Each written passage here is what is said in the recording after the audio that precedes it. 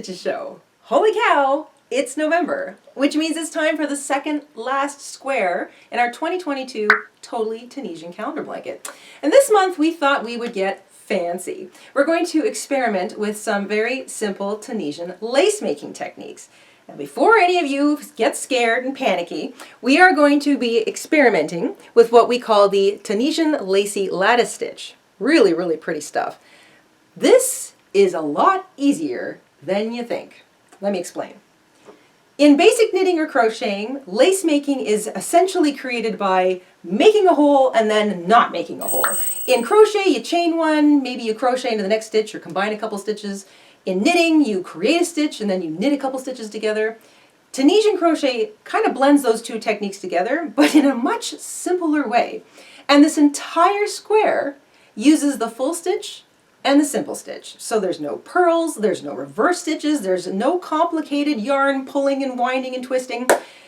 In fact, it's a 2-row repeater, and the one row uses the full and the simple, the other row uses sort of the create a stitch, combine a stitch, and I challenge you to figure out which row you find faster. To date, this is the fastest square I've made. No lies. And I'm not going to say it's my favorite. I know I say that every month, but I really do love the texture and that pretty little lacy pattern. Anyway, enough talking. Let's grab our hooks, grab our yarn, we'll head on over to the craft table, and we will stitch up the Tunisian lacy lattice square together.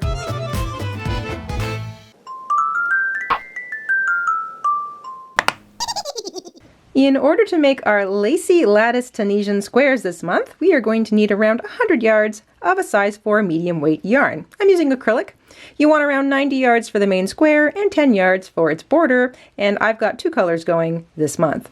You want a pair of scissors, a yarn needle, your Afghan hook or Tunisian crochet hook. This is a 5.5 millimeter, also known as an I or a 9. You can use a larger size if you need to for tension purposes. And I like to have a regular crochet hook of the same size in order to switch back to it when we crochet the single crochet border on the square at the end. And once you've got all that together, we can get started. Please visit our shop and purchase a pattern. It helps support our show, and we'll put a link to our shop in the description box down below. I highly recommend making a quick sampler of today's stitch pattern, especially if you've never created and worked together 2 stitches before. So we are experimenting with a couple of new techniques today. It's easy enough, but it's always fun to work out a quick sampler first just to get an idea of how the technique feels and also how the pattern should look.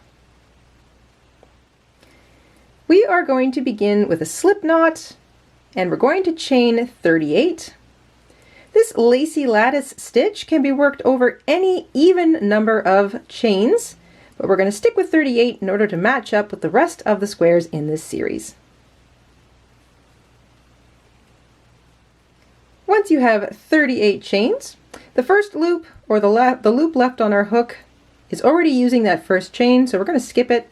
We're going to start by picking up a loop in every single chain all the way across. When you get to the end of this forward pass of the first row, you will have 38 loops on your hook. At the end of your forward pass, you can untwist your work. Count them up, you should have 38 loops. We are going to use a standard reverse pass, and every row in this pattern uses a standard reverse pass. So yarn over, pull through the first loop only, yarn over, pull back through 2, yarn over, pull back through 2, yarn over, pull back through 2, all the way back.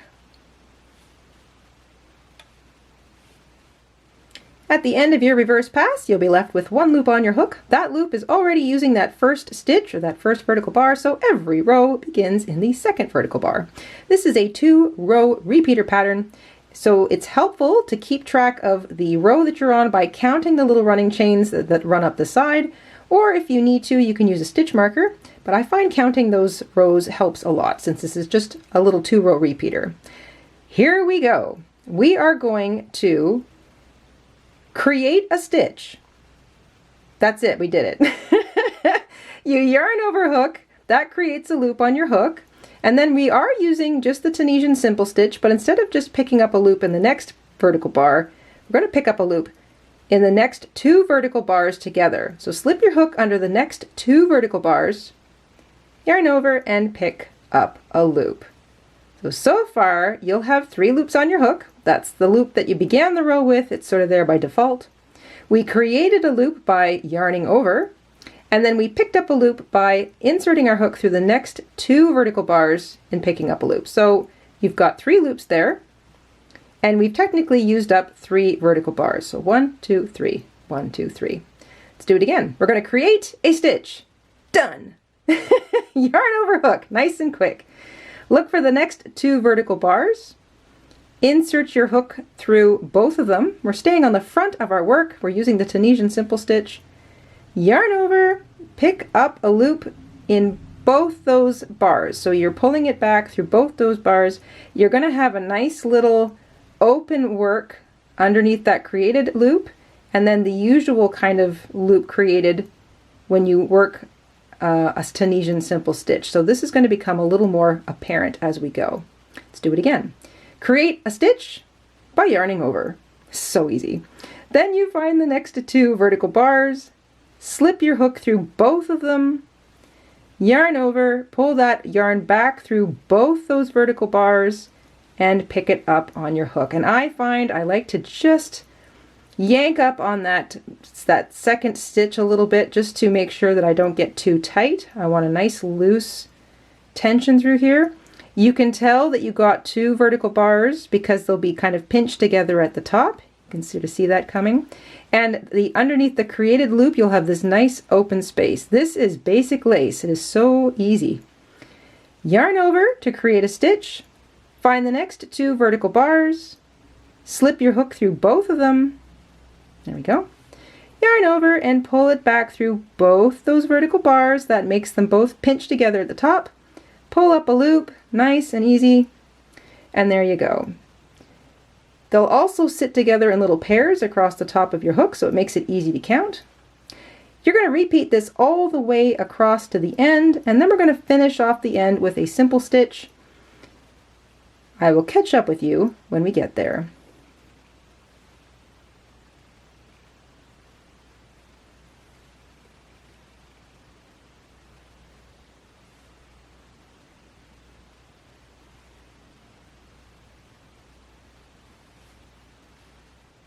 Once you've gotten across to the end, you can sort of unswirl your Tunisian. We're basically increasing and decreasing as we go. So it might be helpful to think about that too. You'll have 3 vertical bars left as you near the end of that first row of the pattern stitch. So we create a stitch by yarning over, and then we decrease by slipping our hook through both those vertical bars and picking up a loop in them. And that leaves us with 1 vertical bar left, and we're going to Tunisian simple stitch. You can just use the front vertical bar for simplicity's sake, or you can slip your hook under both the side loops and pick up a loop in that. And that will just create that running chain stitch that goes up the other side. It basically will look like this to match the other side. So you can do a simple stitch in the front vertical bar only, or pull up a simple stitch in both the edge loops, entirely up to you. You should still have 38 loops on your hook.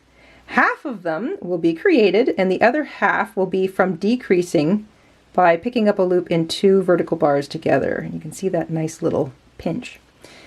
Standard reverse pass, yarn over, pull back through 1 loop only, and then it's yarn over, pull back through 2 all the way back.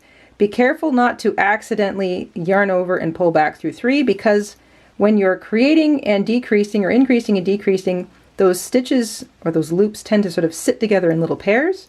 So you don't want to accidentally get 2 at the same time. So standard reverse pass, yarn over, pull back through 2. You'll have created 38 stitches by the time you get to the end of your reverse pass, but you'll have a very nice lacy look happening.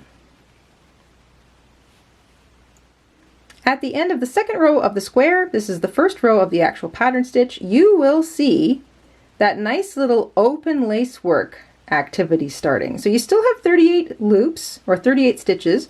Your vertical bars though are a little, so you've got a nice big lacy space, and the vertical bar that sits above it is this guy right here. So it tends to want to sort of sneak in underneath the next vertical bar, which is quite obvious. So there's the vertical bar, vertical bar, vertical bar. So that first vertical bar kind of tucks into the big open work.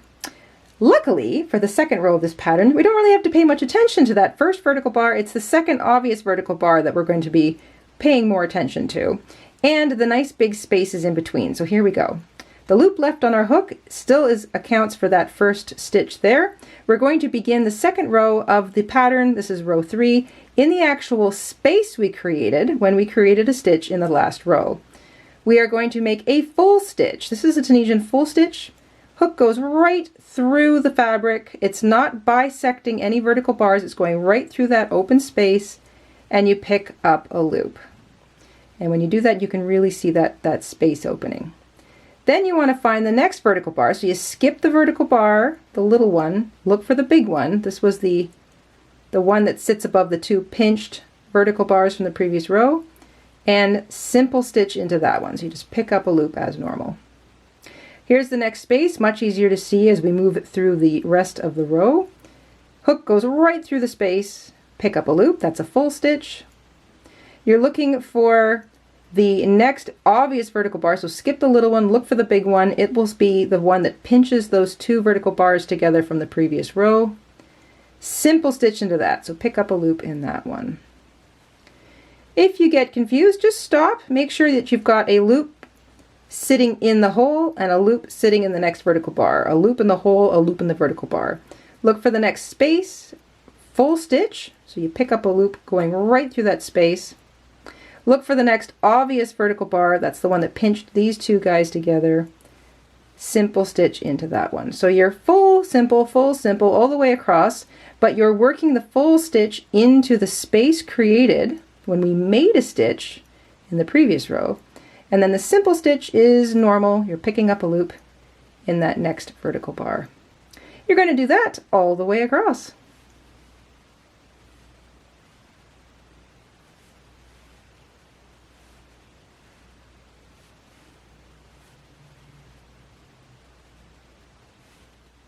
At the end of your forward pass, you're going to pick up a loop in that last vertical bar that pinched these 2 guys together, and then don't forget you've got one more. Here's the vertical bar at the end. You can simple stitch into just the front of that vertical bar or grab both the edge loops and pick up a loop. Either way, make sure you've got 38 loops on your hook. That's the most important thing. And then you can see those nice big open spaces beneath the full stitches that we made. Nice. It's a standard reverse pass, so yarn over, back through the first loop only. Yarn over, pull back through 2, yarn over, pull back through 2, yarn over, pull back through 2, all the way back. We've completed 3 rows. You can tell because there's row 1's loop, row 2's loop, rows 3 loop. I find it really easy to count the chain or the running chain stitch that goes up the side. 1, 2, 3. I know I've finished 3 rows. So that tells me that I'm back to the open work row. And that row we just completed gave us back our nice, obvious, evenly spaced vertical bars. So you can really see those. You should have 38 of them all the way across, including the one at the end, which is sometimes hard to see. It's this guy right at the end. And now we're going back to that decrease, increase, decrease, increase, decrease. So we start in the second vertical bar, but first we increase. So we've just made a stitch by yarning over our hook. And now we're going to decrease by slipping our hook through those next 2 vertical bars and picking up a loop in them. Remember, nice, easy going tension. You'll see those vertical bars pinch together, and you'll see kind of a space underneath that created stitch. Let's do it again. Yarn over to create the stitch. There's our next 2 vertical bars. Now I'm going to decrease by slipping my hook through both of them and picking up a loop in those next 2 vertical bars. And that's easier to see. There's that nice big open space between the created stitch and the 2 pinched vertical bars underneath the next simple stitch that I've created. So increase by creating a stitch, decrease by simple stitching through the next 2 vertical bars. And that is it all the way across. I'll catch up with you again at the other side.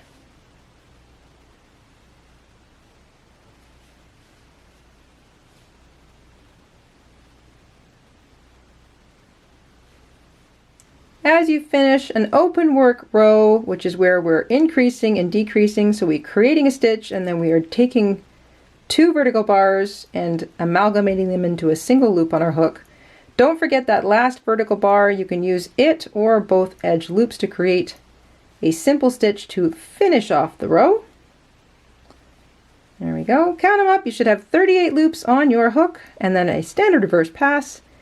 Yarn over, pull back through the first loop, yarn over, pull back through 2. Yarn over, pull back through 2. Remember that you want to make sure you're only getting 2 and you're not accidentally getting the pair of stitches, so the increase and the decrease stitch. Yarn over, pull back through 2, all the way back. That is 4 complete rows of our square so far. We just completed an open work row, you can tell, because of that nice big lacy look. That means we were increasing, decreasing in the previous row. So in this row, the row in between, the even row, I guess, of the pattern stitch, we are going to be working full simple. And this is basically to recreate 38 nice, obvious front vertical bars. The loop left on our hook stands for this loop at the edge, or this vertical bar. We are beginning by looking for that first space. Full stitch, hook goes right through the space, pick up a loop. Then we skip the little tiny vertical bar that sits, that's sort of part of that space. Look for the next obvious vertical bar that has pinched these two together, and simple stitch by picking up a loop in that bar. Next is a space, full stitch right through the space. Then the next obvious vertical bar, simple stitch into that. Full stitch, simple stitch, full stitch, simple stitch, all the way across, remembering that we end with a simple stitch. In that last vertical bar, you can use just the vertical bar or both the edge loops.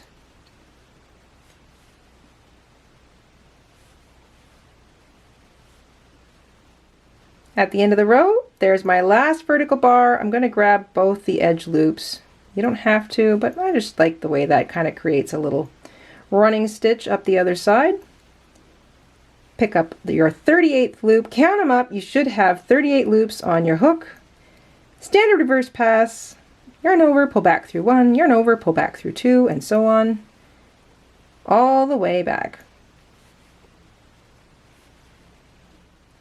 You're back to 1 loop on your hook, and that is the pattern. You're going to alternate between the open work row and then the regular row, or the increase, decrease row, and the full stitch, simple stitch, full stitch, simple stitch row, all the way up. So every other row you'll have these lovely big lacy open spaces opening up, and then the rows in between you'll be back to having nice obvious vertical bars to work into.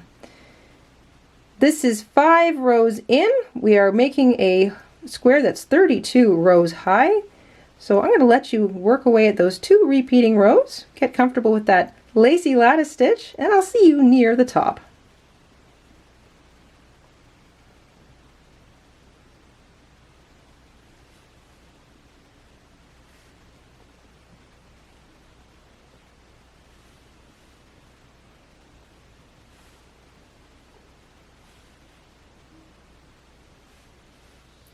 Row 31 was a row of full simple, and so we have 1 more row to go. We're going to finish off the square the way we started it. We are going to simple stitch in each stitch across. So loop on hook counts for first loop. We're going to pick up a loop in the front facing bar, that front vertical bar, every single one all the way across. So no more fancy footwork here, just Tunisian simple stitch in each vertical bar all the way across. You'll have 38 loops on your hook. Then do a standard reverse pass. You'll create 38 Tunisian simple stitches. That'll be row 32 complete, and then we'll move on to the border. At the end of row 32, you'll have 38 stitches. They were all simple. You should have a bit of a burrito thing. This one really rolls, and it might be leaning to one side. Don't worry about it. That's what blocking is for. If you are not changing colors for your border, then you do not have to snip your yarn and fasten off. If you are changing colors, snip your yarn, fasten off, Chain 1 if you're not changing colors. The rest of us just fasten off, and then you can switch back to your regular crochet hook and grab your border color. We're going to make a slip knot with our border color. We're going to join our yarn with a single crochet in that first vertical bar of row 32, and if you didn't change colors, you're just going to single crochet. So you chained 1, you're going to single crochet. The rest of us are going to join our yarn with a single crochet. I'm going to work over top of those short tails, I think. Just do that. So single crochet around that front vertical bar. There we go. And as always, we are going to single crochet around each vertical front facing bar all the way across what was row 32. You'll have 38 single crochet across the top of your square, and that is the first side of the border.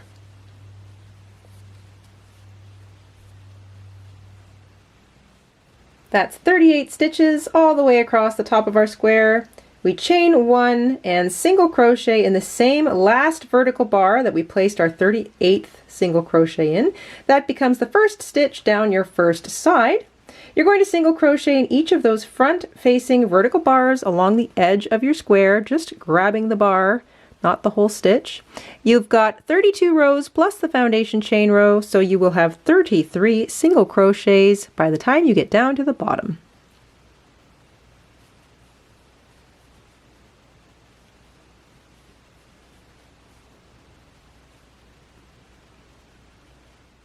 That's 33 single crochet down the first side, your 33rd single crochet being in the first foundation chain. There's that little tail that started the whole thing. Chain 1 for the corner and single crochet in the same place. That starts the bottom. You've got 38 stitches across the bottom, or 38 foundation chains. You're going to single crochet in each of them. That'll be 38 single crochet across the bottom.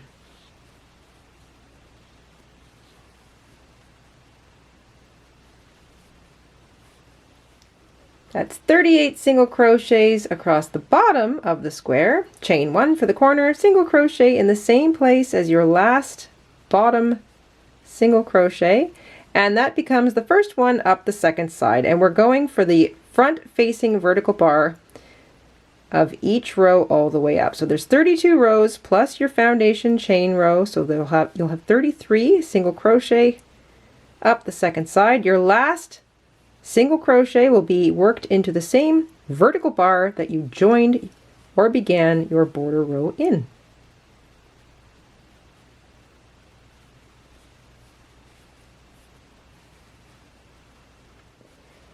Your 33rd or last single crochet is worked into the same vertical bar that you began in. Chain 1 to turn the corner and slip stitch to join. That's the border row. You can fasten off.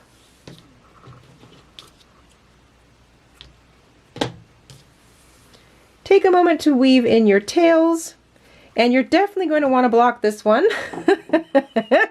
This looks like a, I don't know, a conch shell, a burrito with a bit of a lean. That is the magic of blocking. I'm going to weave in my tail, block it, and I'll be right back. And there is my Lacy lattice work Tunisian square, all blocked up and ready to add to the pile so I can put it together into the blanket, which is coming up soon. This particular pattern had a bit of roll to it, unlike the stitches that use the purl stitch. So some of those patterns that use the purl stitch I find kind of keep the fabric flat, and any of these stitches that, or patterns that use mostly stitches that are created on the front of the fabric, tend to make it roll. This one also leans a little more than some of the other squares that we've done, but blocking fixes that, as you can tell. And then of course if you are creating a larger project like we are, once you get the whole thing sewn into place and then maybe reblock the entire overall project, any of that funny leaning completely disappears. We hope you enjoyed learning the Tunisian Lacy lattice stitch along with us this week, and we will see you soon here on the Jayda and Stitches show. Until then, stay safe, stay crafty, and have an awesome week. Bye everybody! Hi everybody, Mr. InStitches here. Thank you for watching today. Here are some of our other videos you might be interested in. Oh, and don't forget to subscribe.